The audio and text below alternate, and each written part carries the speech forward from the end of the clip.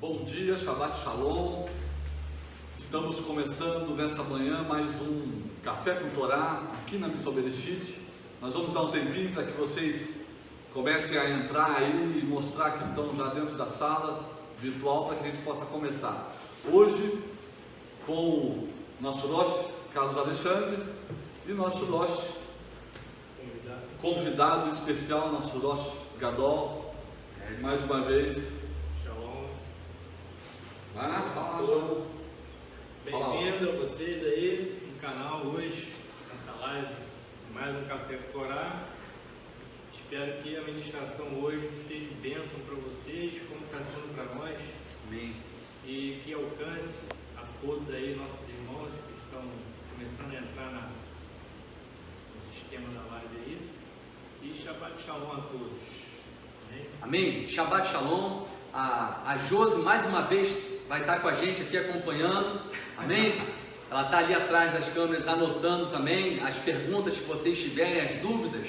Você vai compartilhando aí, que ela vai anotando, no final ela vai estar passando para a gente essas perguntas, dúvidas, colocações também. Você pode colocar algo que você teve de experiência dentro dessa paraxá também, que a gente vai estar compartilhando hoje aqui, para a gente estar colocando, expondo também aquilo que você recebeu da parte do Eterno.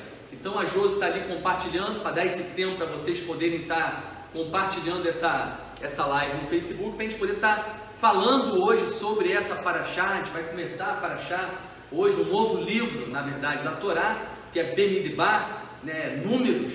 Então a gente vai estar falando um pouco sobre essa paraxá que inicia, que dá início, na verdade, é a introdução para todo esse livro que a gente vai estar durante essas próximas paraxot comentando e compartilhando aqui. Amém? Amém. Como vocês sabem, toda semana nós estudamos uma porção da Torá, uma paraxá, ou seja, uma porção da Torá.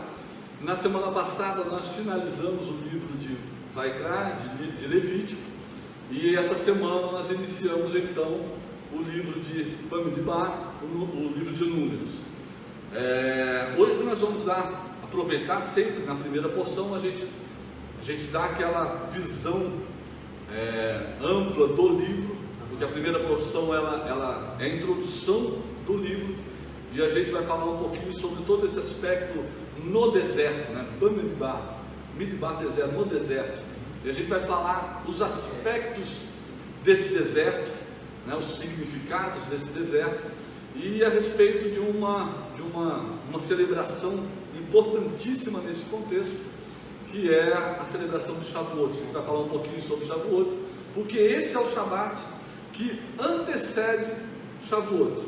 Então essa porção ela é sempre lida, essa porção que está falando do deserto, no deserto, ela é sempre lida antes de Shavuot. E isso tem um significado interessante, belíssimo a respeito disso. Então você pode pegar as suas escrituras, a sua Bíblia.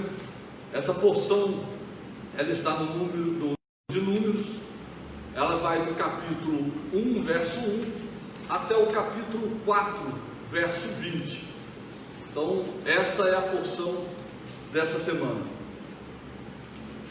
Amém? Vão indicando aí se o som está bom, se está chegando bem o som para vocês. A Josi, como sempre, está assessorando a gente aqui. Ela vai mandar o link, inclusive, para o WhatsApp, para que vocês possam também encaminhar via WhatsApp o link e a pessoa entre no Facebook para ouvir essa porção.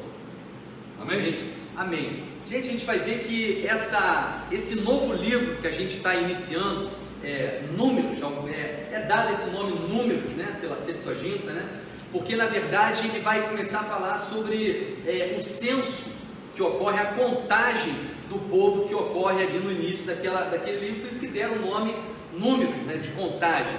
Mas na verdade o nome que a gente tem é Bamidbar ou Bemidbar, e a gente vai falar aqui sobre essa palavra, né, o que está inserido de revelação dentro do nome desse livro e o nome dessa paraxá dessa semana, para a gente poder contemplar toda a riqueza que a gente tem no nome dessa porção e no nome desse livro.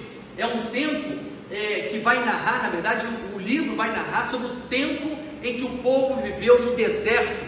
E um tempo que, se você for ver dentro da cultura judaica, você vai ver que foi o tempo de maior experiência que o povo teve com o Eterno. Então, muitas vezes na nossa tradição, na nossa cultura, a gente tem um costume de tratar o deserto como algo muito ruim, né? Então, quando a gente vai falar de algo ruim que a gente está vivendo, a gente fala, estou passando um deserto, né? Quando, na verdade, o deserto foi um momento de maior experiência que o povo hebreu teve com o Eterno. Foi um momento por conta de tudo isso, de experiência com o Eterno, foi um momento onde esse povo se ergueu e esse povo foi formado, a identidade desse povo, como povo de Deus, foi formada nesse tempo. Então é um período rico demais, gente. É um livro que você tem que estar atento, porque é um livro que vai estar trazendo essa mesma experiência para a nossa vida. À medida que a gente vai estudando as porções, as parashot, nós vamos ser ministrados pelo Eterno durante esse tempo.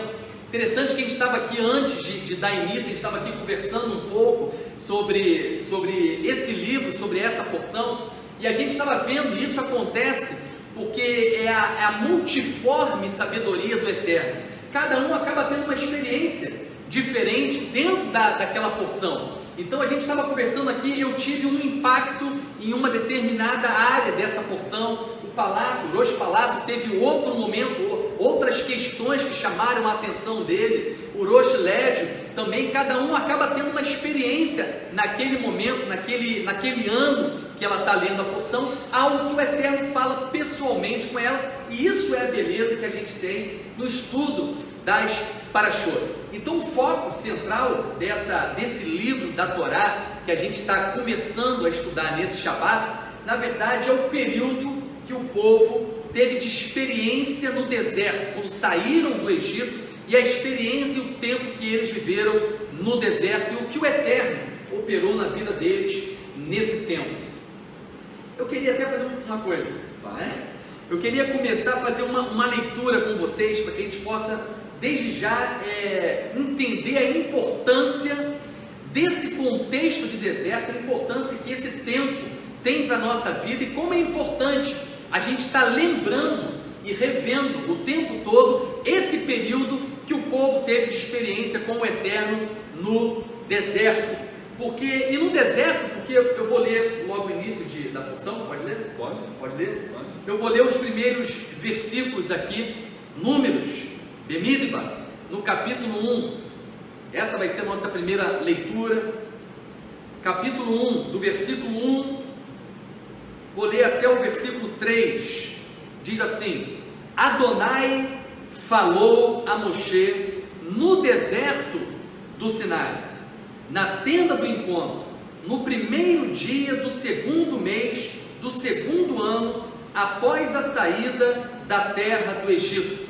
Ele disse: faça o censo de toda a assembleia do povo de Israel, segundo os clãs, as famílias, registre os nomes de todos os homens com mais de 20 anos sujeitos ao serviço militar em Israel.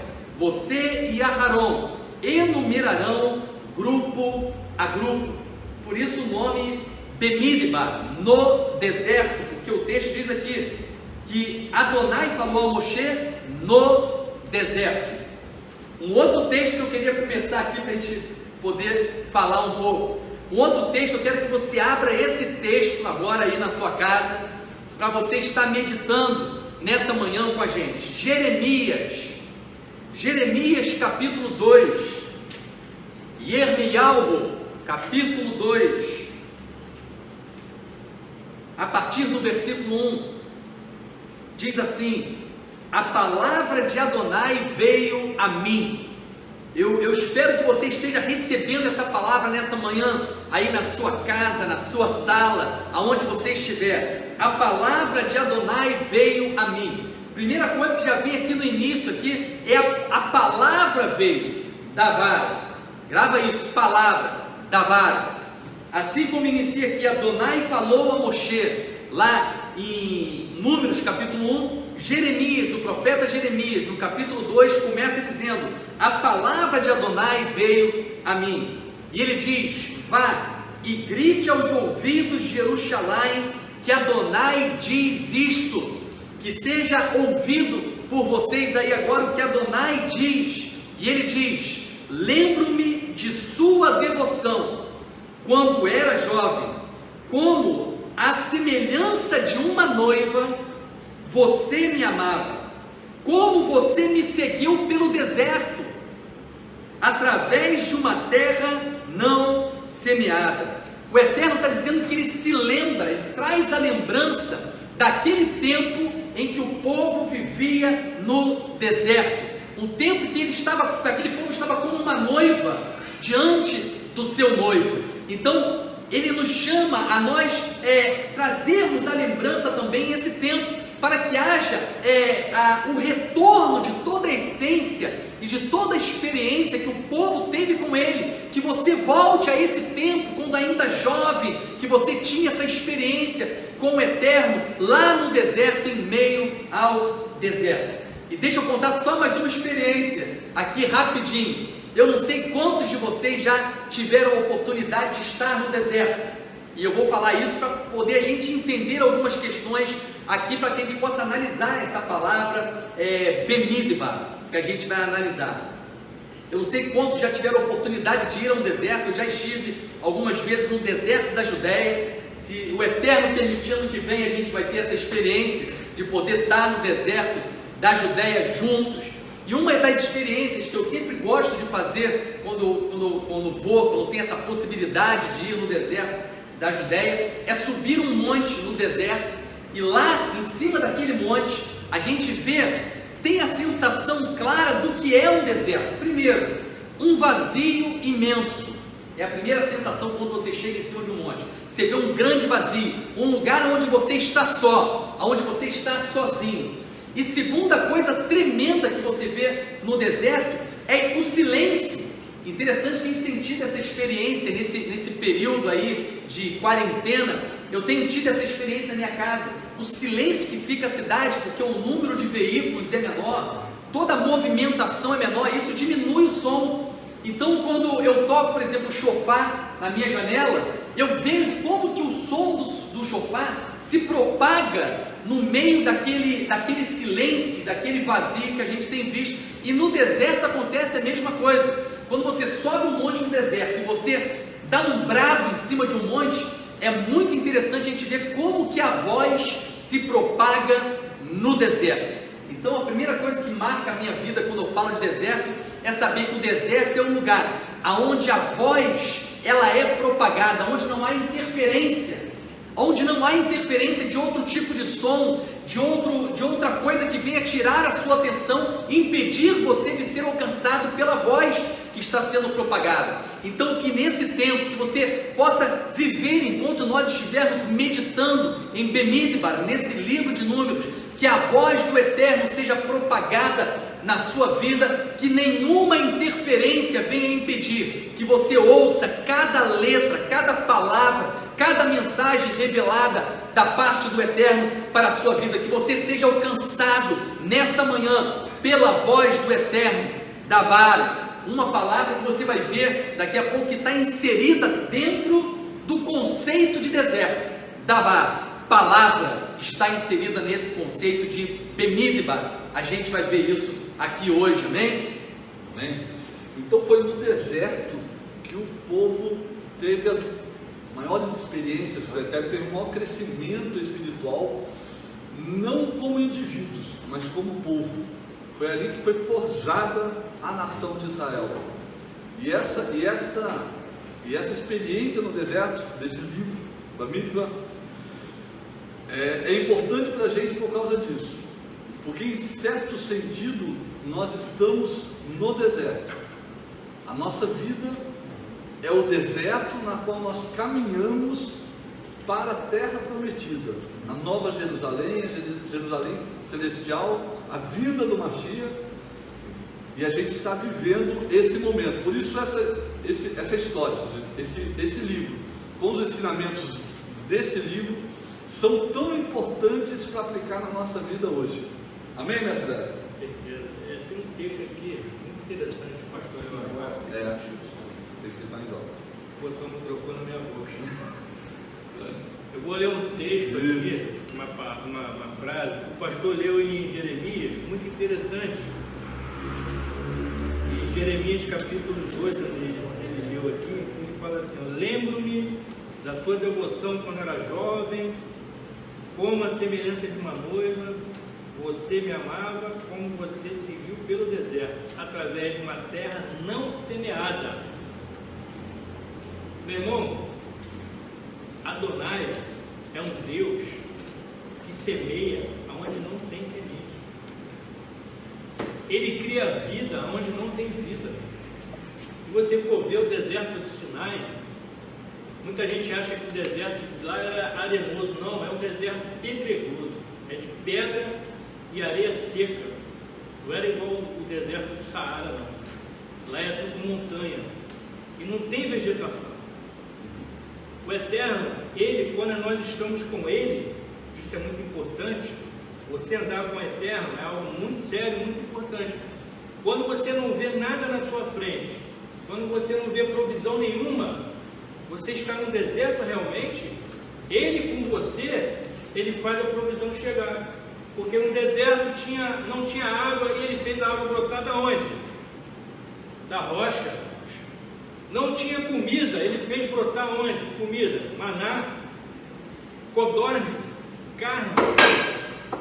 Tudo Ele proveu no deserto. Tudo o Eterno proveu no deserto. Então o deserto, como o Rocha Alexandre falou, não é um lugar que é uma experiência ruim. Pelo contrário, é uma experiência que o povo de Israel viveu e nunca mais viveu. Foi o momento em que existia uma lua de mel, vamos dizer assim, entre o povo que era noiva e Adonai, que era seu esposo. E exatamente no deserto que houve muitos milagres, a olhos vistos, tá? Deus moveu o mar, Deus moveu a montanha, Deus moveu tudo em prol do seu povo, porque Deus ama o povo de Israel. E nós somos privilegiados, amados, porque nós estamos enxertados nesse povo. Jeremias 22, a minha oliveira. Então Israel tem o símbolo de uma oliveira verdadeira, que dá frutos. Isso que você tem que ter em mente. E a paraxá passada, né, e eu não participei, mas eu estava lendo em casa, fala de provisão. Mas a provisão que vem no sentido de condição. Toda a bênção do Eterno está ligada a uma condição. E qual é o princípio dessa condição? Obediência aos seus mandamentos.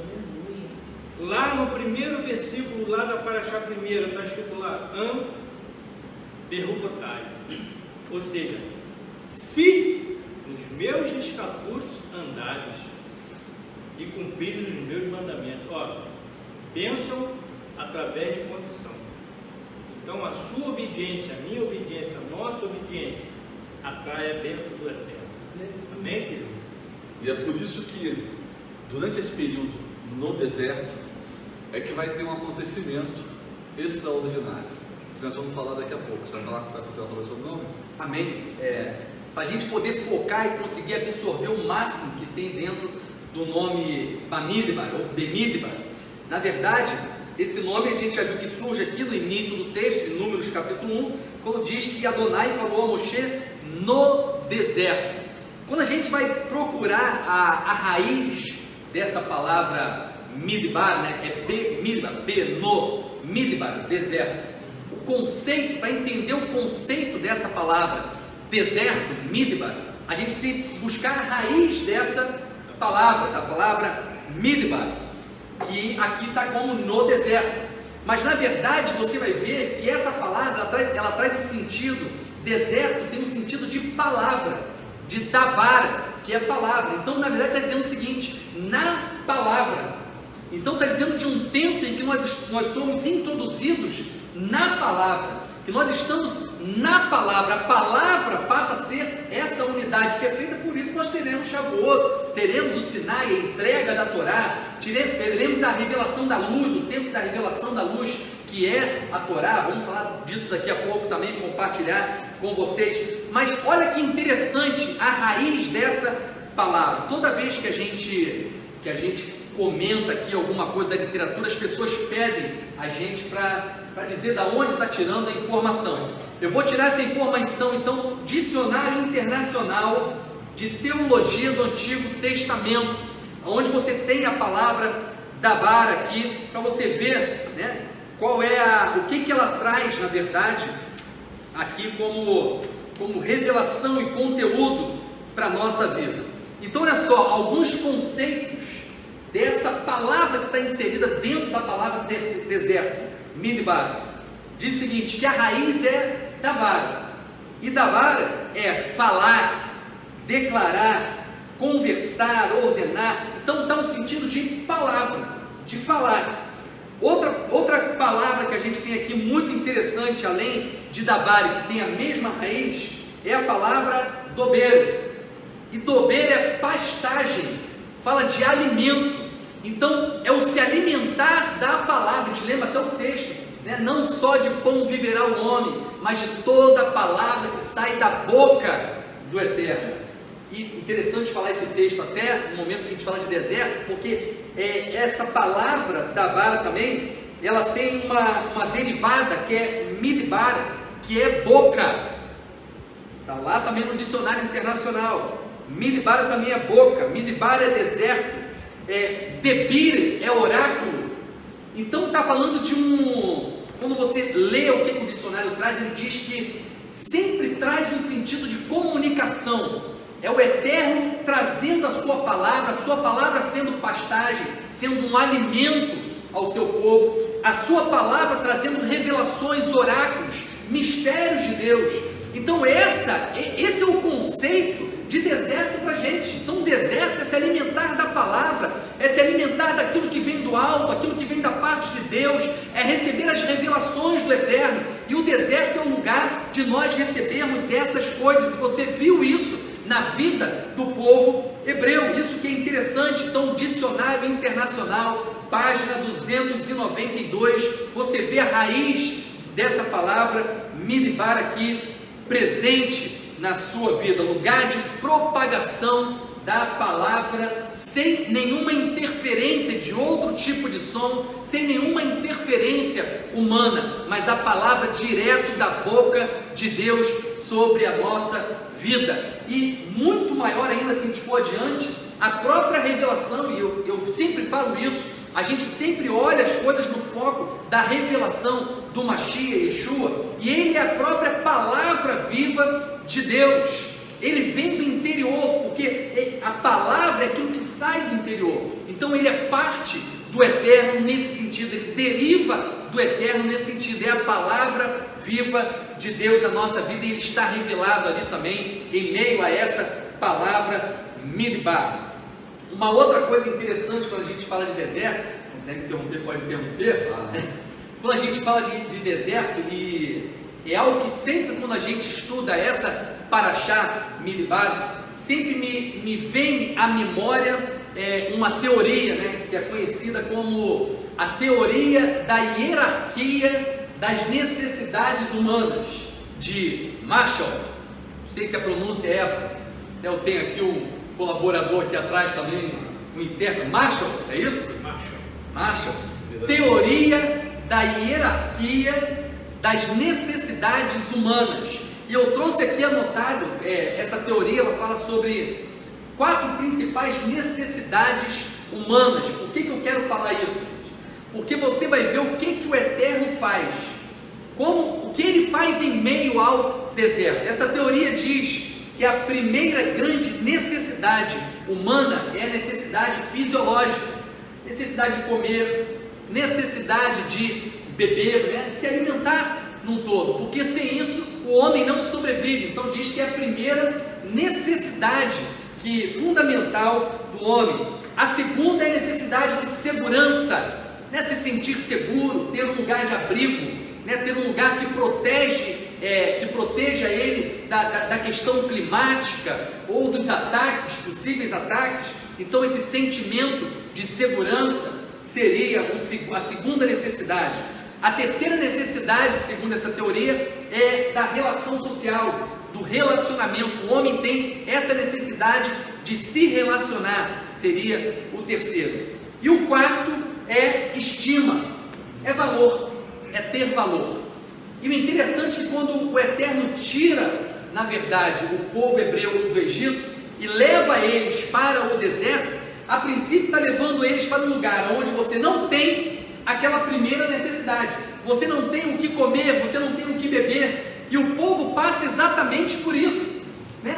Ele passa por momentos em que acaba a comida, passa por um momento que acaba a água, não tem o que beber. Então são momentos que o Eterno mostra para o homem o seguinte: vocês estão sendo inseridos num reino diferente do reino desse mundo. A sua necessidade, na verdade, é a minha presença. Isso eu acho rico demais, gente. Na verdade, a necessidade fisiológica é o Eterno. E o Eterno revelou isso ao seu povo no deserto, quando eles tiveram fome.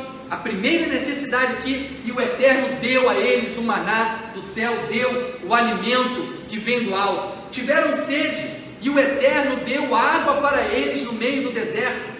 A gente vai poder comentar sobre essa água. Diz a literatura judaica que uma rocha seguia o povo no deserto.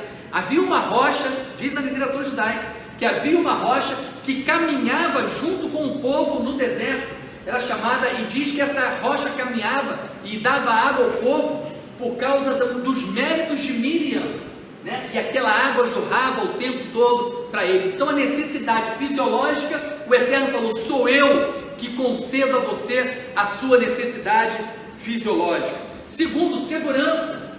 Você vê uma situação ali da necessidade de se ter segurança, e essa paraxá vai falar de segurança, vai falar do povo ali acampado em torno do tabernáculo. Eu vou simplificar aqui, gente. Em torno do tabernáculo ali, produzindo uma sensação de segurança, um sentimento de segurança a esse povo. Você vê a segurança também no deserto, porque você vê o Eterno protegendo eles das intempéries da natureza, das coisas da natureza, a nuvem sobre eles, guardando eles do calor, né? A coluna de fogo à noite ali, não só iluminando, mas aquecendo eles, porque o deserto à noite é frio. Então você vê a segurança, o Eterno dizendo: eu dou segurança a vocês.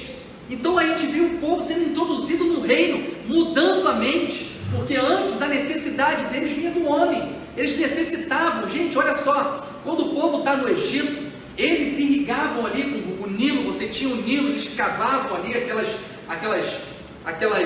buracos ali, né? aqueles caminhos ali para irrigar, e o seu trabalho irrigava a terra. Agora eles vão para um deserto que não tem isso, não tem o Nilo. Agora eles dependem da água, da chuva, da água que vem do alto. Eles são levados para um lugar de total dependência do Eterno. Você tem aqui questão social, de se relacionar, de se comunicar, e o Eterno traz também isso no meio deles ali no deserto. Você tem aqui a estima, o valor. Vou parar por aqui.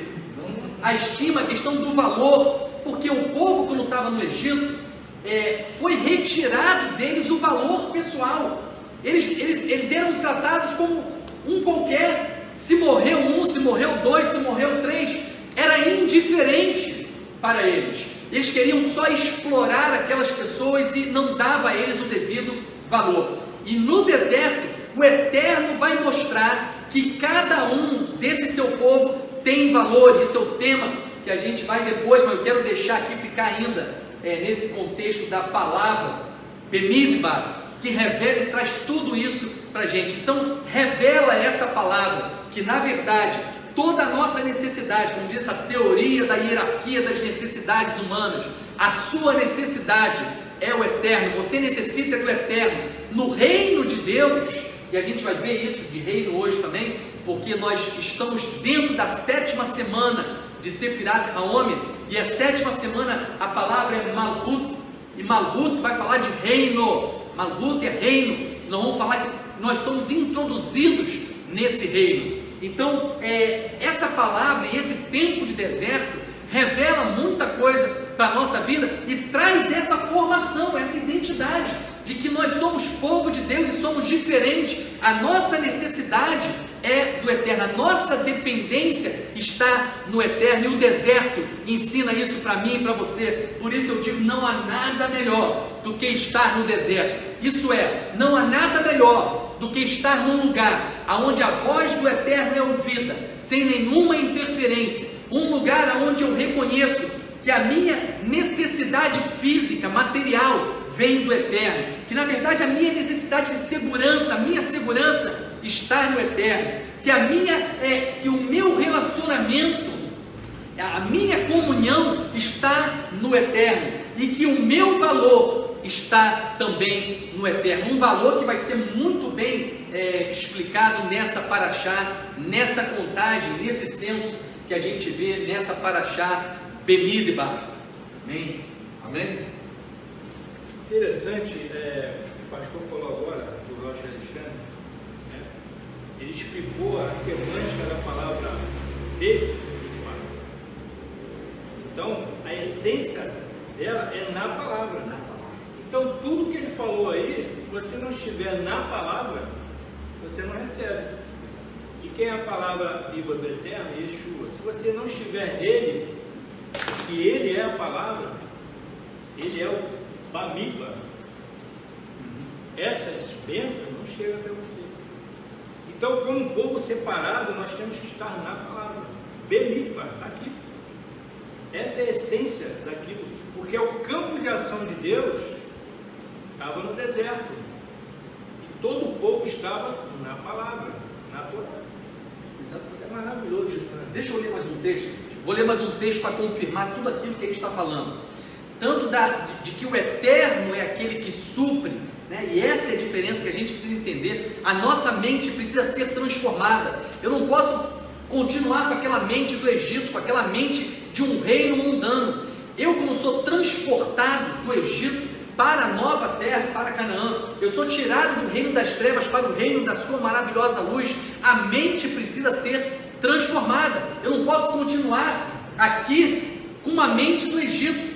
Aqui a minha mente é diferente, a minha dependência está no eterno, e o deserto ensina isso para mim, ensina isso para cada um de vocês.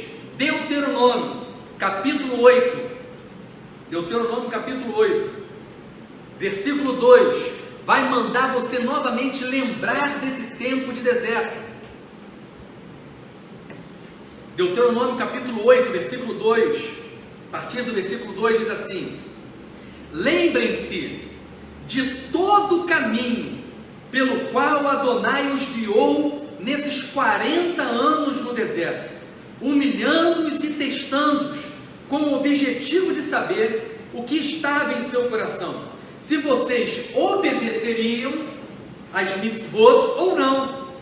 Ele, com o maná, desconhecido por vocês e por seus antepassados, ele os alimentou, desculpa aqui, deixa eu corrigir. Ele os humilhou, permitindo que vocês se tornassem famintos, e então os alimentou. Ele deixou o povo ver que tinha uma necessidade fisiológica, como a gente leu aqui na teoria, mas aí ele mostrou que ele era aquele que trazia provisão. Diz ele, então os alimentou com o maná, desconhecido por vocês e por seus antepassados, para fazê-los entender que nem só de pão viverá o homem, mas de tudo que procede da boca de Adonai. O que procede da boca de Adonai, você depende do que procede da boca de Adonai, e o que procede da boca de Adonai é a palavra. E Yeshua disse: eu sou a palavra, eu sou o verbo de Deus. Então nós somos dependentes de Yeshua, o Mashiach. É o que está dizendo o texto. Durante esses 40 anos, as suas roupas não envelheceram, seus pés não incharam. Pensem detidamente sobre isso.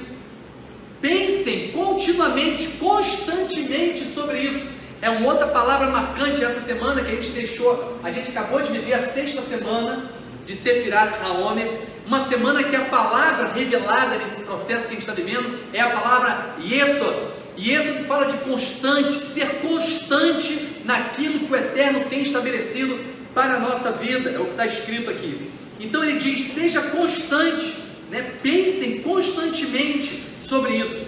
Adonai os estava disciplinando como o homem disciplina o seu filho. Portanto, obedeçam às mitzvot de Adonai, seu Deus, vivam como Ele os direciona e temam a Ele. Lembre-se do tempo de deserto, traga lembrança que a sua dependência não está no reino desse mundo, mas no reino estabelecido pelo Eterno. Malhut é o tema da 7ª semana de Sefirat HaOmer. Então você, assim como o Rosh Alexandre, já começa a amar o deserto.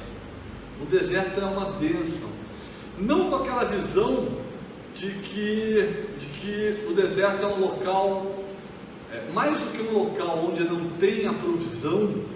O deserto é um local onde nós vivemos a provisão do Eterno. Amém. Ainda que tenha, e essa é a grande lição do deserto.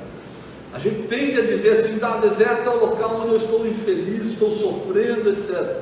Não, o deserto é o local onde eu estou dependendo do Eterno. E eu só vou chegar lá na terra prometida se eu passar pelo deserto. O que o Eterno está nos ensinando em Bamidbar, no deserto, é vivermos na dependência dele, ainda que tenhamos provisão humanamente falando, ou seja, estamos bem, estamos num momento de fartura, estamos com abundância. Não se esqueça jamais do deserto. Lembre-se, precisamos entender que quem provê, ainda que abundantemente, quem provê as nossas necessidades é o Eterno. Ainda que tenhamos água em abundância, ainda que tenhamos alimento em abundância, ainda que tenhamos prosperidade, quem está provendo tudo isso é o Eterno, porque nós precisamos estar no deserto sempre, reconhecendo que é Ele que provê a nossa necessidade. E mais do que isso, estarmos no deserto significa estarmos na palavra, como falou aqui, o Rosh Alexandre explicou, vivermos na palavra, constantemente na palavra. Amém? Essa é a lição de Bamidbar. Amém. Glória a Deus. E é o que a gente vai estar aprendendo durante todo o livro. Todo o livro Eterno vai estar ensinando isso para a gente, que precisamos ouvir a sua voz, e o deserto como lugar de ouvir a voz, e mostrando que Ele é aquele que traz a provisão e que estabelece um reino diferente, mudando a nossa mente. Por isso o apóstolo Paulo falava, não vos conformeis com este mundo, não tome a forma desse mundo, mas transformai-vos pela renovação da vossa mente. Então a nossa maneira de pensar, a nossa mente precisa ser transformada, e o deserto é um lugar que produz, que traz tudo o que é necessário para que essa transformação se torne uma realidade na nossa vida. Pessoas que pensam, compreendem e fazem a leitura dos acontecimentos de forma totalmente diferente. Então que possamos compreender esse deserto. Uma outra coisa interessante nessa porção dessa semana é que essa porção ela vai falar de contagem, do censo, né? Do censo que tem ali, que é realizado, que o Eterno ordena a Moshe que seja realizado. Ele diz, faça a contagem, né? Diz aqui na tenda do encontro, segundo mês, ele disse, faça o censo, lá no versículo 2, Números capítulo 1, versículo 2, faça o censo. Então ele manda fazer uma contagem. Nós já falamos aqui várias vezes sobre isso, né? Que importância, para que fazer uma contagem? Né? Primeira coisa que a gente pensa, para que o Eterno manda contar o número daquele povo? Será que o Eterno não sabia o número? Será que era algo para ele? O Eterno estava pedindo algo para ele? Não tem lógica, porque o Eterno sabia quantos, ele é onisciente, ele conhece todas as coisas, então ele sabia o número. Então se ele sabe, para que ele pede? Faça a contagem. Eu acho isso, gente, algo de grande valor. A gente viu que uma das necessidades humanas aqui, a gente viu que é a estima, o senso de valor. E o povo hebreu havia perdido o seu valor naquele tempo do Egito. Eles não sabiam o valor que eles podiam possuir. E o Eterno, quando chama então o povo ali, diz, faça um censo, faça uma contagem. O que ele está fazendo é produzindo dentro de cada um exatamente esse senso de valor, que vai trazer também, depois eu vou explicar, vou jogar as palavras, mas vou explicar, que vai produzir também o sentimento de pertencer, que é o senso de pertencimento. Eu agora sei que eu pertenço a algo, eu pertenço a alguém, eu faço parte de algo, eu faço parte de um plano, eu faço parte de um projeto. Essa é uma necessidade que todo ser humano possui, a necessidade de sentir que ele pertence a algo, que ele faz parte de algo, que ele tem valor em meio a algo. E quando uma contagem acontece, o que o Eterno está, na verdade, produzindo, não é algo para ele, mas é algo para o homem. O Eterno sempre faz isso. Ele traz ao homem algo, na verdade, não por uma necessidade dele, porque ele não necessita de nada, mas ele quer produzir algo na minha vida e na sua vida. E é essa riqueza que a gente tem que descobrir em meio a tudo aquilo que o Eterno está trazendo como instrução. A instrução sempre traz bênção para a nossa vida, sempre visa abençoar a nossa vida. Se o Eterno dá o Shabat, esteja certo, o Shabat não é para ele, o Shabat é para produzir uma bênção à nossa vida. Seja qual for a instrução que você olhar, nela está contida uma bênção da parte de Deus para a nossa vida. Basta agora você buscar essa riqueza, descobrir essa riqueza para desfrutar dela. O problema é que às vezes a pessoa não descobre a riqueza da instrução. Então às vezes vive a instrução sem contemplar a beleza e a riqueza nela. E é isso que você precisa descobrir, que há riqueza em cada instrução da parte do Eterno. Aí eu lembro daquela instrução que o Eterno mandou o povo, né? Ele deixava marca nas casas, né? Quando a gente estudou a porção que falava sobre Saraá, né? Sobre a lepra, a doença de pele, você vê que lá você tinha uma marca na parede das casas. E você tem a explicação na literatura judaica que diz por que o Eterno botava marca na parede das casas, como um sinal ali de algo contaminado. E aí diz a literatura judaica que na verdade o povo, quando chegou em Canaã, eles acabaram utilizando as casas já construídas por aquele povo conquistado. E quando aquele povo, os cananeus, souberam que o povo hebreu estava vindo para conquistar a terra, eles esconderam os seus ídolos e as suas riquezas, esconderam as suas riquezas dentro das paredes, para não ter a riqueza roubada. Então o que o Eterno fez? Botou a marca na parede. Quando eles quebravam a parede para remover o que estava contaminado, eles descobriam também ali dentro que riquezas. Então quando nós seguimos uma instrução do Eterno, removendo o que o Eterno manda remover e realizando o que Ele manda a gente realizar, certamente nós descobrimos riqueza, bênção para a nossa vida. Amém? E como eu estava falando aqui, quando eu devaguei aqui... Não, mas esse princípio é muito importante. Você entender que o Eterno, Ele é pleno, Ele não precisa de nada. Ele é absolutamente pleno, Ele não precisa de nada. Então, quando é importante esse princípio, tudo que a gente faz em obedecer o Eterno, a gente precisa entender que o Eterno está dando aquele mandamento porque nós precisamos daquilo. Não é porque Ele precisa, sim porque nós precisamos. E quando nós agimos segundo a vontade dEle, quem é beneficiado somos nós. É por isso que o cumprimento do mandamento, a bênção do mandamento está no mandamento, está no cumprimento do mandamento. Ali está a bênção do mandamento, porque aquele mandamento foi estabelecido para o meu benefício, para o meu bem.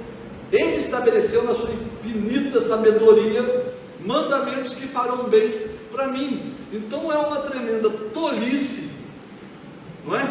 Não obedecer os mandamentos, ou seja, fazer a minha própria vontade e desobedecer os mandamentos é uma tremenda tolice. É por isso que o tolo não obedece os mandamentos do Eterno.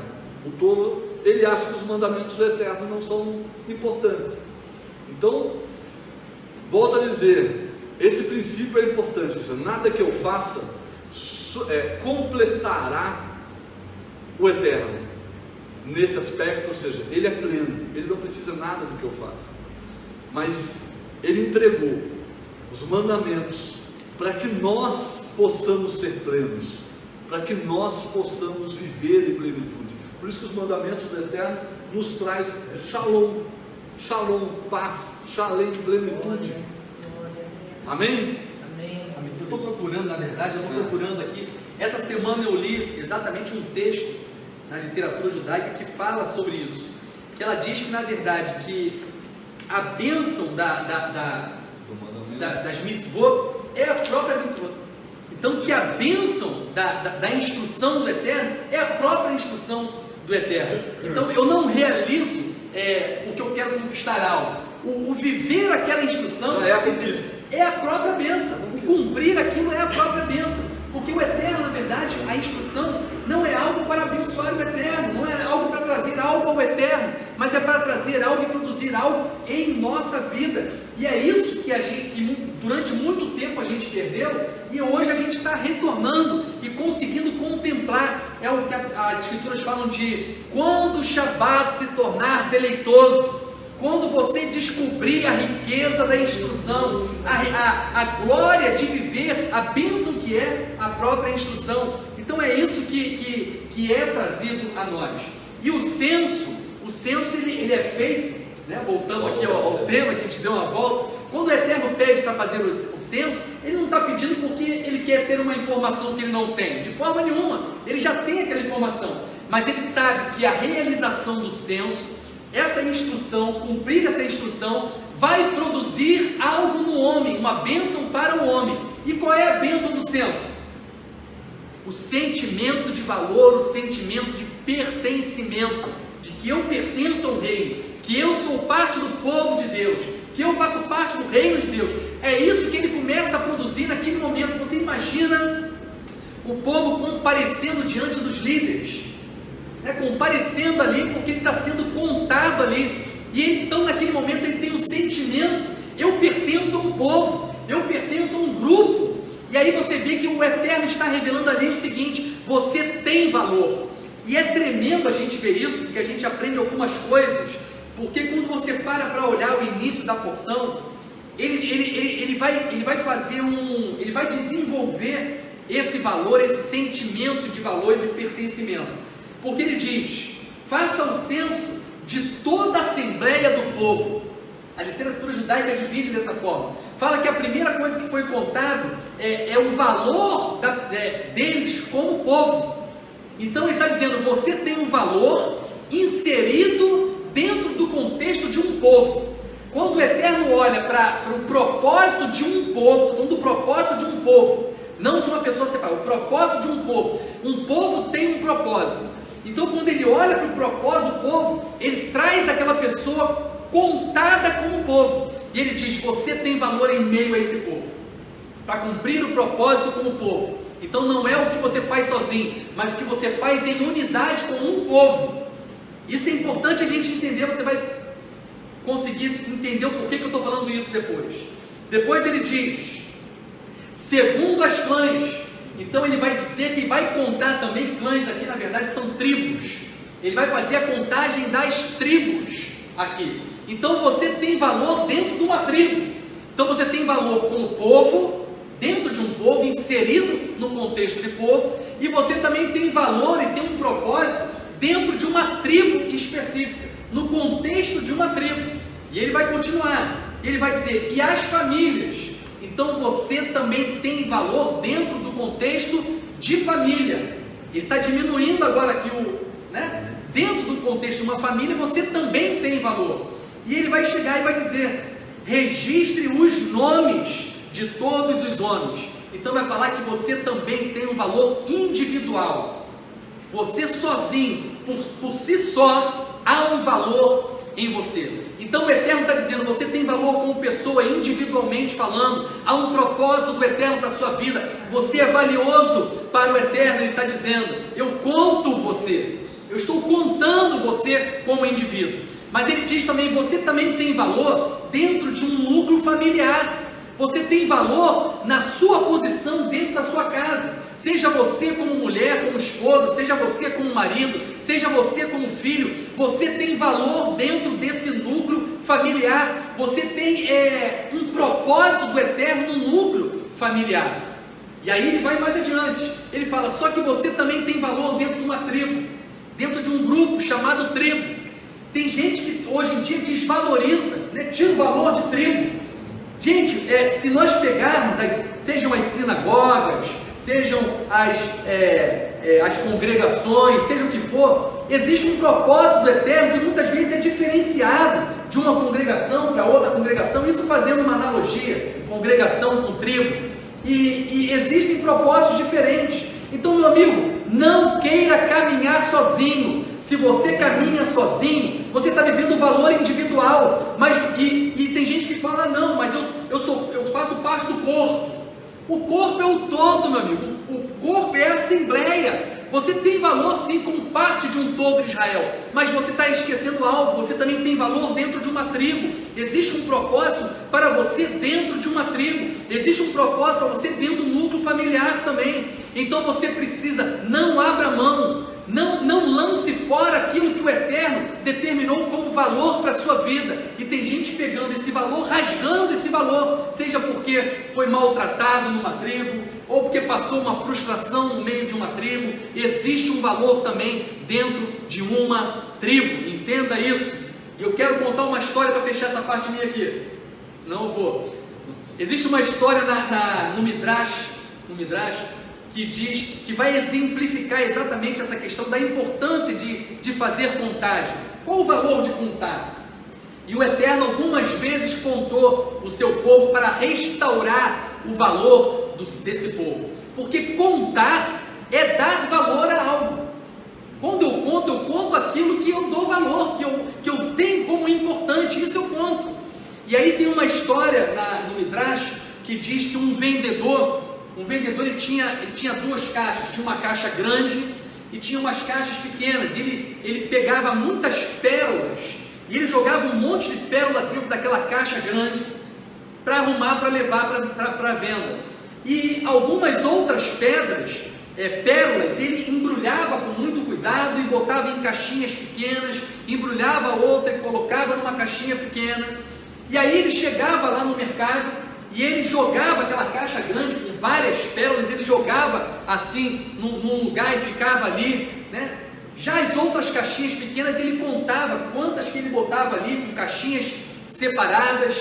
E aí, o resumo dessa história, diziam, por quê? Por que ele dava valor a essa? Por que ele contava aquelas pérolas ali? Porque ele falava assim, essas pérolas são pérolas genuínas, são pedras originais, verdadeiras. Eu preciso contar porque ela tem um valor muito grande. As outras ali são imitação. Então, se eu perder, se alguma falhar, se alguém pegar alguma, não vai fazer falta. Então, o que a história está dizendo na verdade?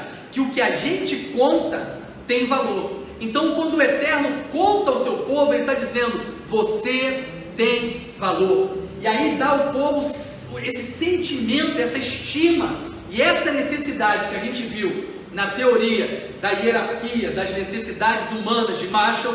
Você vai ver que o Eterno supre também essa necessidade de valor que o homem possui e que vai trazer a ele o sentimento de que ele pertence a algo, de que ele pertence ao reino do Eterno, que ele pertence ao povo do Eterno, que ele pertence e ele tem um propósito dentro de um núcleo familiar, que ele tem um propósito dentro de uma tribo. Então é esse sentimento de pertencer que o Eterno está produzindo ali no meio do seu povo quando ele pede para fazer o censo.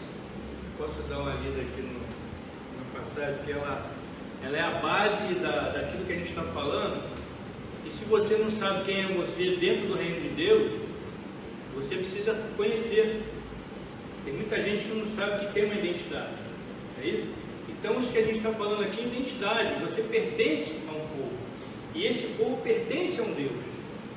Eu vou ler lá em Efésios capítulo 2 aqui, ó. Efésios capítulo 2, verso 12. Por isso, lembre-se do seu estado anterior.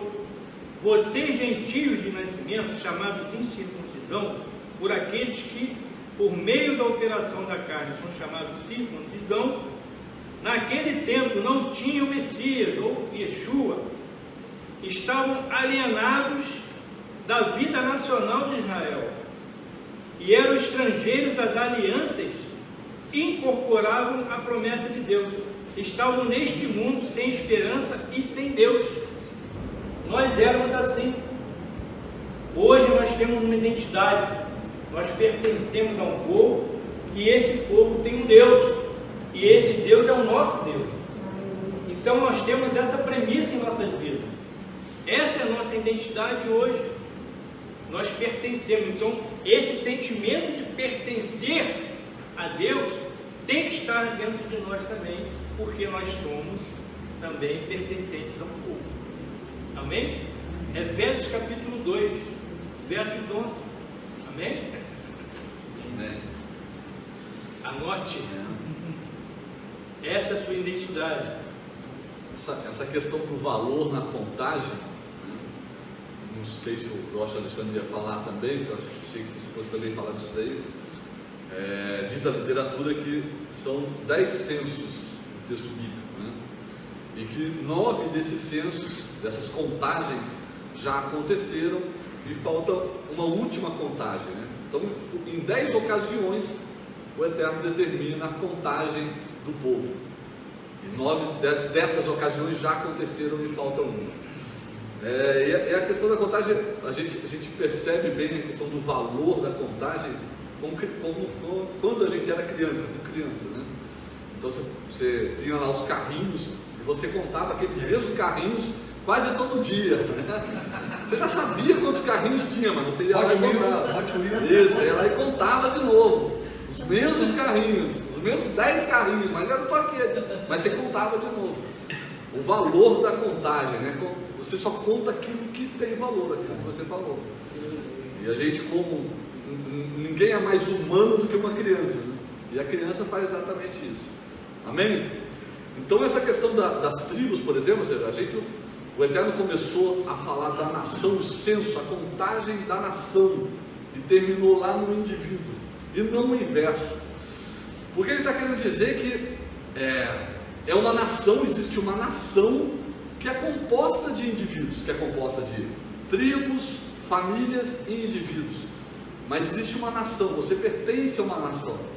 E esse entendimento é importante, porque não é o indivíduo, o foco da contagem, mas sim a nação como um todo. E quando o Rosh estava falando da questão das tribos, né, famílias e tribos, você vai ver no texto, você vai continuar lendo o texto, você vai ver o cuidado do Eterno na organização dessa nação. Então ele dá tarefas específicas para cada uma das tribos. Ele coloca cada uma das tribos numa posição determinada, porque cada uma tem uma função. Lê lá o texto, você vai achar maravilhoso a organização do Eterno no meio do deserto. Você poderia dizer assim, está no deserto, vamos esperar entrar na terra primeiro para depois organizar. Não, ele organiza cada uma das tribos na sua posição, com a sua função dentro da nação. Por isso esse entendimento é importante, porque a gente precisa compreender que nós somos indivíduos, sim, vistos pelo Eterno individualmente, mas compomos uma família, compomos uma tribo e compomos uma nação, e temos nossa função em cada um desses aspectos. Amém? Não somos de outros povos, somos o povo do Eterno, compomos o povo do Eterno. Por isso temos tarefas, temos objetivos, temos sonhos, temos valores diferentes dos outros povos. Ali ele estava falando do povo de Israel, ele não estava falando do povo do Egito, ele não estava falando dos midianitas, ele não estava falando de outros povos, ele estava falando do povo de Israel, do povo dele. E dentro do povo dele, cada um tinha a sua tribo, pertencia à sua tribo. E ele dizia que não ficar na outra, ou seja, cada um organizado na sua tribo. Não é para você ficar lá na outra tribo. Você é da tribo de Benjamim, o que você está fazendo na tribo de Judá?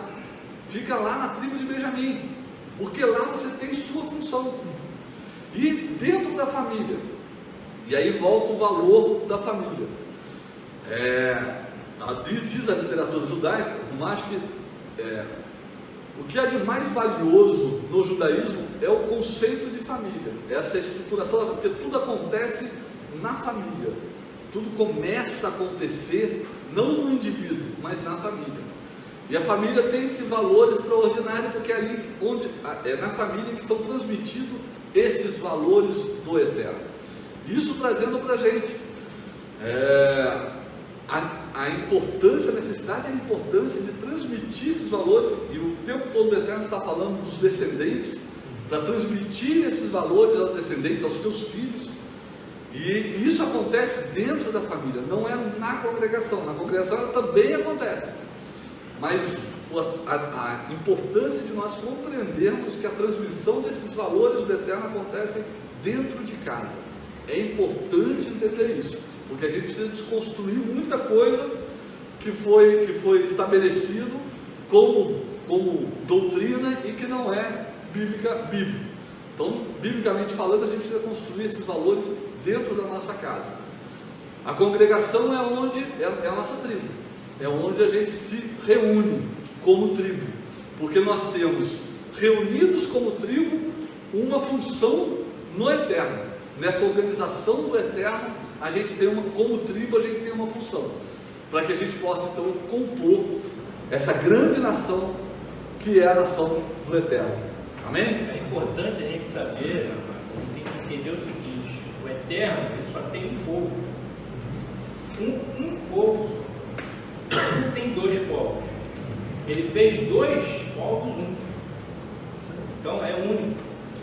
Então, aproveitar que você falou isso antes do nosso Alexandre retornar com a palavra, já que você falou que ele tem um povo só, vamos lá em Jeremias, porque essa é a 10ª contagem, é a contagem que está faltando. Jeremias, capítulo 33.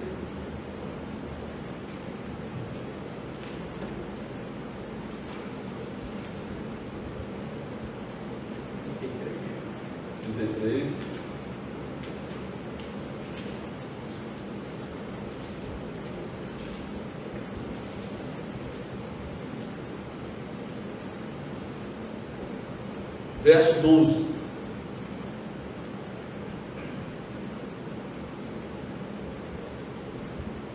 Amém? Pegou aí, Jô? Sim. Coloca lá. Na minha tradução aqui, vamos lá, talvez seja um pouquinho diferente de vocês. Assim disse o Eterno dos Exércitos: nesse lugar que agora está desolado, sem habitantes nem animais, bem como em todas as cidades à sua volta, voltarão a existir moradias de pastores cuidando de seus rebanhos, nas cidades das montanhas e da planície, nas cidades do sul e na terra de Benjamim, nas cercanias de Jerusalém e nas cidades de Judá, voltarão os rebanhos a passar sob as mãos dos que estarão a contar, diz o Eterno. Então haverá uma última contagem, é essa contagem que está faltando. Aproximam-se os dias, diz o Eterno, em que tornarei realidade a boa palavra que pronunciei em relação à casa de Israel e à casa de Judá. Naqueles dias, nessa época, farei com que da semente de Davi brote um rebento pleno de retidão, que saberá praticar justiça e retidão nesta terra. Naqueles dias, Judá será redimida e Jerusalém viverá em segurança, e o nome pelo qual ele será chamado significará: o Eterno é nossa retidão. Pois assim diz o Eterno: não faltará na descendência de Davi um homem para sentar no trono da casa de Israel, e tampouco haverá de faltar entre os sacerdotes levitas alguém que me eleve ofertas de elevação, queime oração e ofereça sacrifícios todos os dias. A palavra do Eterno veio a Jeremias dizendo: amém? Amém. Até aqui. Ele está falando aqui no momento da última contagem, em que o rebento de Davi será estabelecido como rei, e não faltará na casa do Eterno levitas para adoração. Amém? Quando o Rosh Palácio falou acerca das tribos ao redor do tabernáculo, de cada um tinha uma função. Então é bom a gente entender isso, eles eram diferentes, cada um tinha um propósito. A tribo de Issacar tinha um propósito dentro do contexto do acampamento, a tribo de Zebulon tinha outra, Dan tinha outra, então você tinha propósitos diferentes ali em cada um. Só que o centro era sempre o tabernáculo, o foco central era único, o centro sempre era a Torá, né? O lugar que revela a própria Torá, onde está a arca, onde estão os mandamentos, a instrução do Eterno. Aquele é o centro de tudo. Você tinha, depois do tabernáculo, tinha a tribo de Levi ao redor desse tabernáculo, e depois você tinha as tribos distribuídas ao redor da tribo. Assim era a formação. As tribos distribuídas, 3 de cada lado, 3 no norte, 3 no sul, 3 no leste, 3 no oeste, mas entre ali no tabernáculo e as tribos estava a tribo de Levi. Inclusive é dito que na verdade isso é como um sistema de proteção, né? É um sistema de proteção à própria Torá, a própria essência, a própria instrução do Eterno. Para quê? Eu vou até citar algumas interpretações que tem na literatura judaica. Eles dizem que o lado norte representaria a proteção contra a frieza. Vou trazer para vocês aqui. Diz que o lado norte seria a proteção contra a frieza ou apostasia. Então, dizendo que nós temos que proteger, guardar a nossa vida de toda apostasia, de toda frieza espiritual. Diz que o sul representa as paixões, o calor, a paixão humana, que a gente precisa também refrear, que a gente precisa também proteger a nossa vida de não sermos influenciados pelas paixões do mundo, pelas paixões da vida.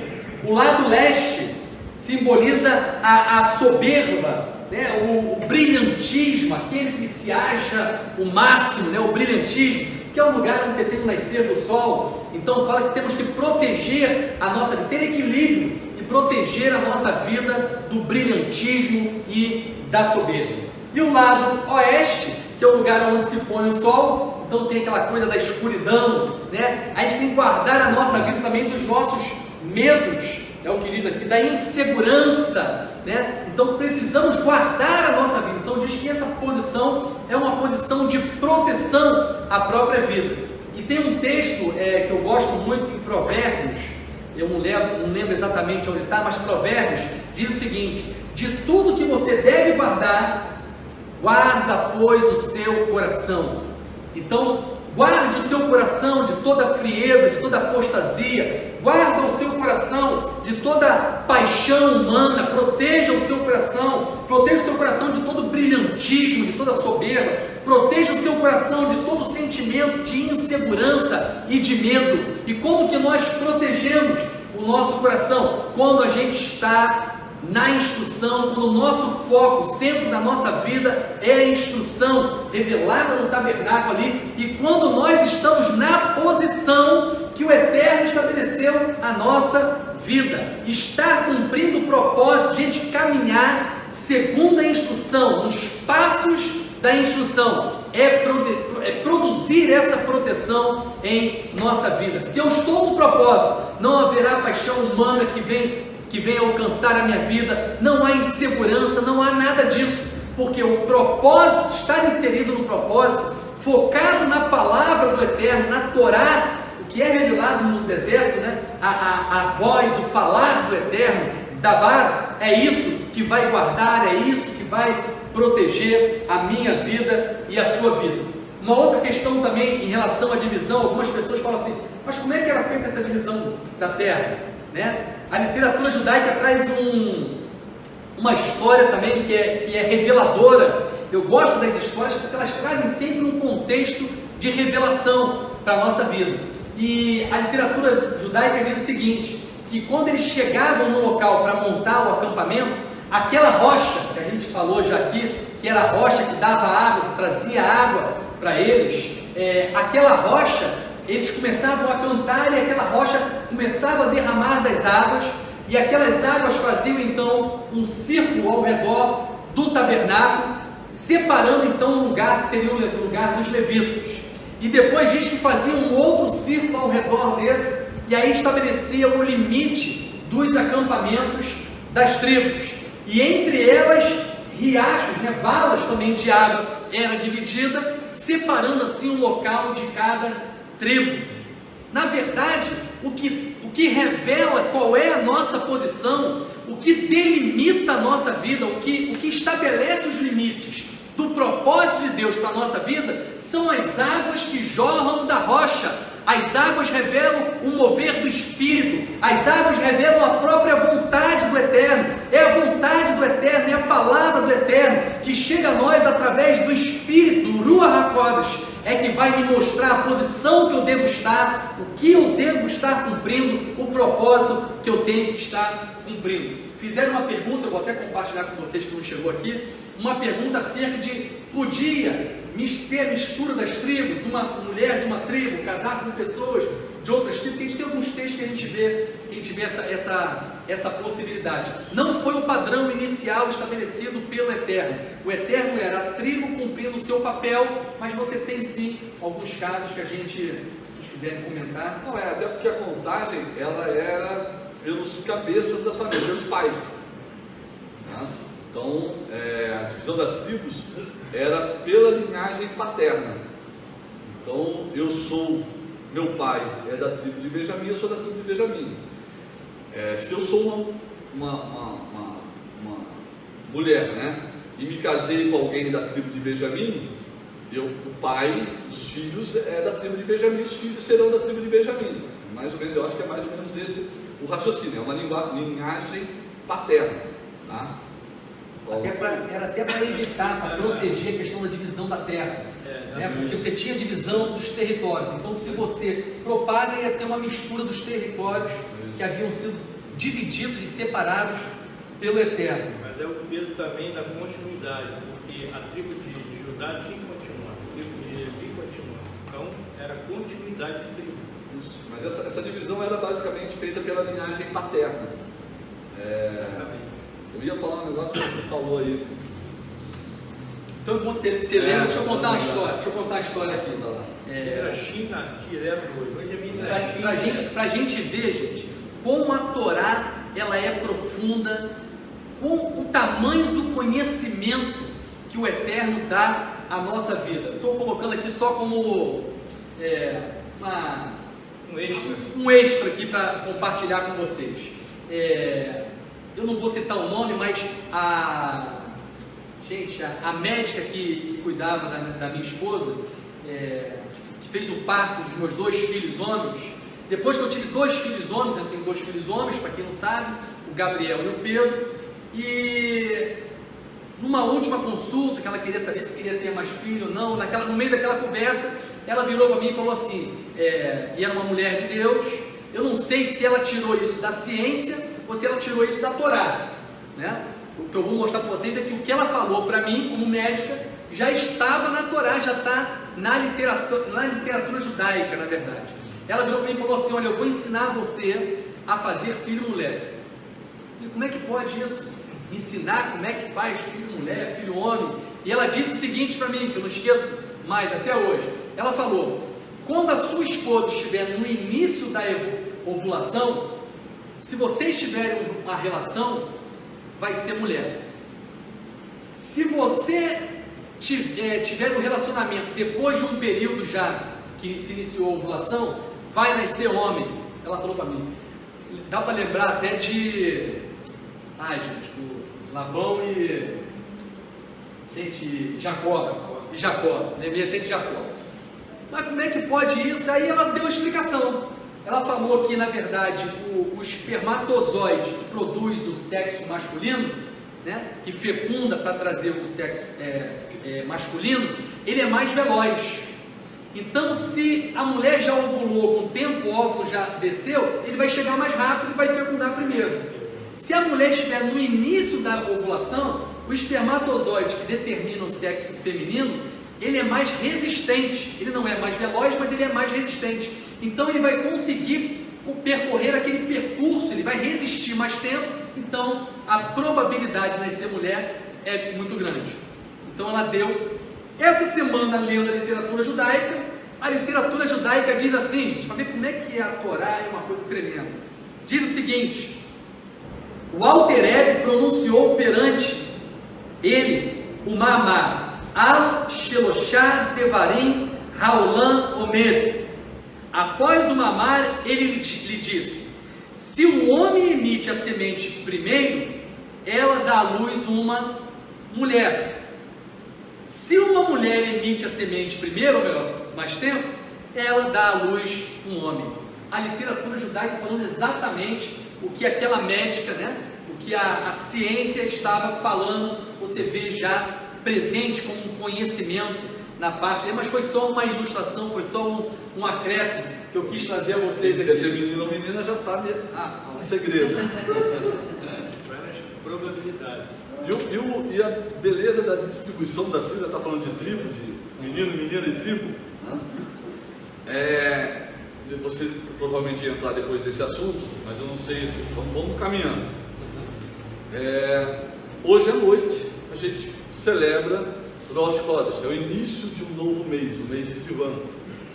E a tribo, nós vamos falar isso à noite, mais tarde, e a tribo desse mês é Zebulon. E aí na distribuição das tribos, no desenho da distribuição das tribos, é bonito você ver isso também, que a tribo de Judá, Issacar e Zebulon, eles ficaram no leste, ou seja, no caminho do rei, na entrada do tabernáculo. E junto a eles, na entrada do tabernáculo, ficavam Moshe, Aharon e os Kohanim. Então, essas três tribos, que é a tribo da realeza, a tribo de Judá, a tribo do rei, a tribo de Issacar, que é aquela tribo que tinha o conhecimento dos tempos, e porque tinha das estações e dos tempos, dos acontecimentos, e porque tinha esse dom, porque conheciam a palavra, eram dedicados ao estudo da Torá. E a tribo de Zebulon, que era a tribo dedicada ao comércio e que sustentava a tribo de Issacar para que eles pudessem estudar. Ou seja, essas três tribos, a tribo do reinado, a tribo de Issacar, de estudo da Torá, e a tribo de Zebulon estavam juntas, próximos a Moshe e aos sacerdotes. O que a gente pode tirar, de que lição para a nossa vida a gente pode tirar disso tudo? É que a tribo de Zebulon, ou seja, apesar de não existe nada mais humano e natural do que o comércio é algo estritamente humano, Animal não faz comércio, quem faz comércio é o ser humano, Ou seja, mesmo naquelas atividades mais humanas, e a literatura judaica diz isso, que os comerciantes judeus eram reconhecidos pela sua honestidade, pela correção nos negócios, etc., exatamente seguindo a Torá. Ou seja, quando eu ajo na minha vida secular, naquilo que eu faço de mais comum na minha vida, eu ajo de acordo com a Torá, de acordo com o estudo da Torá, aplicando Issacar em Zebulon, na atividade de Zebulon, nós nos tornamos reis e sacerdotes.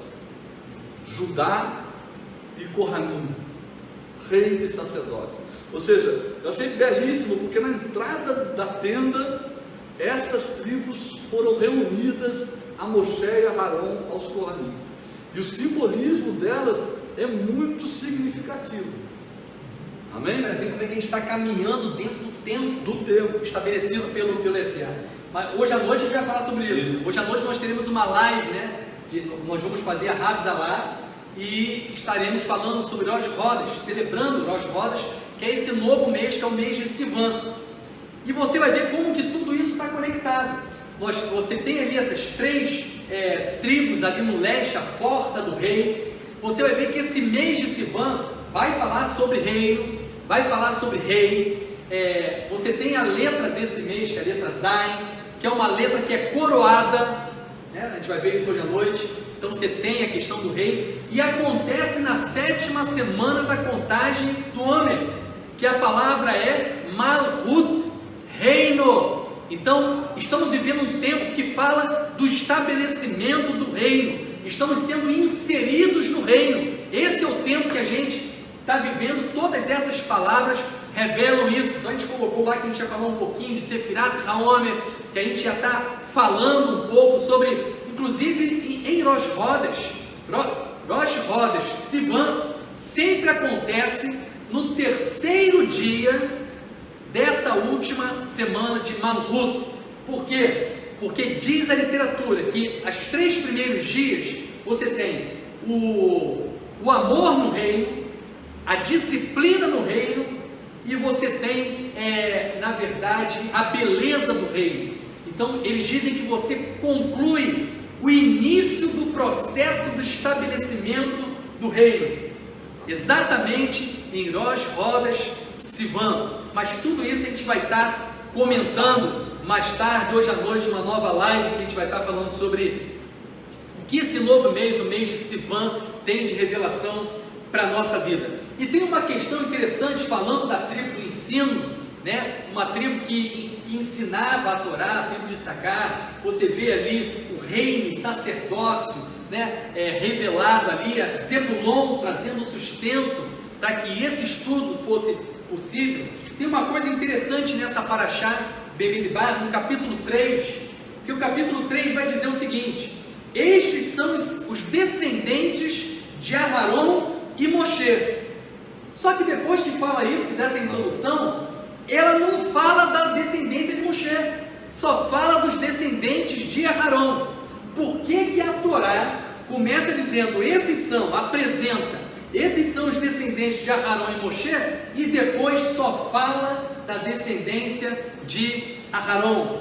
A explicação na literatura judaica é que, na verdade, aquele que ensina a Torá, que ministra a Torá, que ensina, que traz a instrução do Eterno, ele é como se fosse aquele que gera aqueles que estão ouvindo. Então, assim como Moshe falava, era um instrumento pelo qual a palavra do Eterno chegava a Aharon, então a descendência de Aharon era contada como descendência de Moshe. E aqui você tem a explicação do porquê que é contado, né? Moshe fala descendência de Moshe e o texto fala apenas dos descendentes de Aharon. São fruto daquilo que é gerado pela palavra.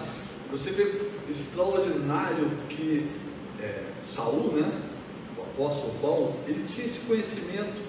Ele fala, filhinhos, vocês foram gerados na fé, eu sou o pai de vocês na fé. Era exatamente esse conhecimento da Torá, esse conhecimento dos ensinos da Torá, que estavam entranhados nele, e ele estava passando para os outros, criando filhos na fé. Amém. Glória a Deus. Amém. Existe uma coisa também interessante em relação à posição das tribos, né? Em especial a tribo de Judá. E é de lá que vem a salvação. A tribo de Judá está de frente para a porta do tabernáculo. O tabernáculo é a salvação. E é ali que vem o Mashiach. O Mashiach, ele é o quê? Símbolo da salvação de Israel. A nossa salvação, né? E ele vem exatamente do Oriente, onde vem o sol. O sol nasce do Oriente. E ele é tido, né, na literatura como o sol da justiça para Israel. Então ele está exatamente na posição exata que a tribo de Judá tem que estar, que é a tribo do rei. E Yeshua, ele não só é rei, como sacerdote também, foi falado. Existem muitos outros pontos dessa paraxá que a gente poderia estar comentando. É interessante você ler essa paraxá, ela toda. Ele vai falar da tribo de Levi, né, da contagem da tribo de Levi. Foi feito também um censo separado para a tribo de Levi, porque os levitas eram contados a partir do primeiro mês do nascimento, e não a partir dos 20 anos, como aconteceu com as outras tribos. A partir dos 20 anos que eles estavam prontos para ingressar no exército de Israel. Os levitas não, era a partir do primeiro mês. O Eterno vai dizer que os levitas foram escolhidos em substituição aos primogênitos, porque os primogênitos são dele, tanto do homem quanto do animal. E aí a literatura diz que os levitas foram escolhidos porque eles não participaram da adoração ao bezerro de ouro. Então eles substituíram os isso. Ele vai falar da contagem do povo, quando foi contado, vai falar do meio shekel, a gente esqueceu de falar, porque o meio shekel, uma moeda de shekel, né? Cada judeu valia meio shekel, né? Querendo dizer que, e assim foi feita essa contagem, né? Então cada um entregava meio shekel e na contagem você sabia quantos tinham, né? 50 mil, 56 mil, 60 mil, né? Homens acima de 20 anos. E a ideia do meio shekel é muito bela, porque ninguém é inteiro sem o seu irmão. O que o Eterno está dizendo através da contagem, que a validade de cada um é meio shekel, é exatamente a necessidade do meu irmão para que eu seja completo, para que eu seja um inteiro. E isso é importante, porque volta aquele valor da unidade da congregação, da unidade da família, da congregação, da tribo e da nação. Então, essa ideia é muito importante também. Vai falar, vai lembrando aí, eu estou soltando aqui e a gente vai conversando. Outra questão interessante, que uma passagem que não está nessa paraxá, mas a literatura judaica ela faz um link com a passagem de Balaão, em que Balaão vai amaldiçoar o povo de Israel, né? E ele foi pago para aquilo, e ele tinha, vamos dizer assim, ele tinha poder para aquilo, para amaldiçoar, foi pago para aquilo. E quando ele chega, ele vê a tribo de Israel toda organizada dessa maneira, e ele não consegue amaldiçoar, pelo contrário, sai da boca dele bênção, quão belas são as tuas tendas, ó Jacó. E a gente tira uma lição extraordinária disso, uma lição espiritual para a gente. A gente entende que não existe maldição para aqueles que estão dentro da ação do Eterno, que obedecem a palavra do Eterno, ou seja, eles obedeceram, eles se organizaram de acordo com aquilo que o Eterno estabeleceu. Ou seja, quando eu estou no lugar certo, quando eu estou na tribo certa, quando eu estou na família certa, quando eu, como indivíduo, obedeço a instrução do Eterno e me coloco, me sujeito à organização do Eterno, eu me sujeito àquilo que o Eterno estabeleceu em obediência, estou lá de acordo com o que o Eterno estabeleceu, próximo ao tabernáculo. O tabernáculo era o centro de tudo isso. Não há maldição sobre mim, eu não preciso me preocupar. Os israelitas, as tribos estavam dormindo em Shalom, não estavam, nem sabiam que Balaão estava tentando fazer qualquer coisa, eles nem conhecimento disso tinham, porque eles estavam em Shalom, porque a Shalom veio porque eles estavam de acordo com a ordenança do Eterno. Amém? Então eu achei belo também esse link que eles fizeram com relação a Balaão, nesse momento belíssimo em que ele olha e ele vai amaldiçoar e sai bênção. Amém?